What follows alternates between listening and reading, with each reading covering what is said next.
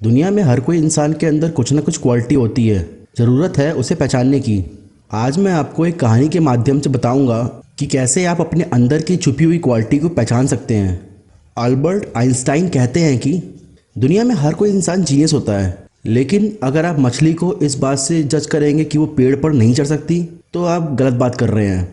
आज मैं आपको अपने former prime minister Shri Lal Bahadur Shastri के बारे में वो बातें बताऊंगा जिसे आप जानकर हैरान हो जाएंगे कि कैसे हर आदमी अपने आप में खास होता है। शास्त्री जी बड़े कमाल की बातें करते थे। वो सिंपल लाइफ जीते थे, दूसरों की हमेशा रिस्पेक्ट करते थे और कभी भी चाहे वो छोटी बात हो या बड़ी बात हो, अपने आसपास के लोगों की राय जरूर लेते थे, चाहे फिर उनका कोई सहयोगी हो या उनके घर का नौकर हो। ये बात लोगों को समझ नहीं आती थी। Shastri ji as a prime minister इतने बड़े पद पर बैठे हैं और नॉर्मल लोगों से यानी आम लोगों से राय लेते हैं, आखिर क्यों?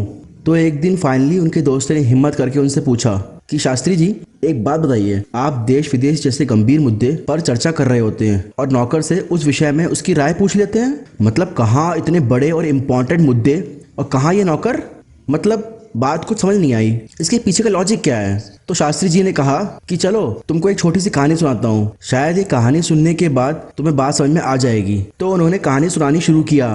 उन्होंने बताया कि ग्रेविटी की खोज करने वाले न्यूटन के घर में एक बार एक बिल्ली ने दो बच्चों को जन्म दिया। बिल्ली और उसके दो बच्चे रात भर घर में उत्पात मचाते रहते थे। तो न्यूटन ने अपने नौकर से कहा कि यह घर का दरवाजा है, उसमें दो छेद कर दो, एक बड़ा छेद कर दो बिल्ली के निकलने के लिए और एक छोटा छेद कर दो उसके बच्चों को निकलने के लिए। तो नौकर ने कहा माफ करिएगा सर, एक ही बड़ा छेद जिससे बिल्ली निकलेगी उससे बच्चे भी निकल जाएंगे। और ये बात सुनने के बाद न्यूटन शॉक हो गए। उन्हें लगा कि इतनी मामूली सी बात उनके दिमाग में क्यों नहीं आई। तो शास्त्री जी ने जब कहानी खत्म की तो उन्होंने बताया कि जिंदगी में हर इंसान की वैल्यू होती है और लाइफ में हर किसी के पास वो काबिलियत है जो कि दुनिया बदल सकती है। बस जरूरत है उस काबिलियत को पहचानने की।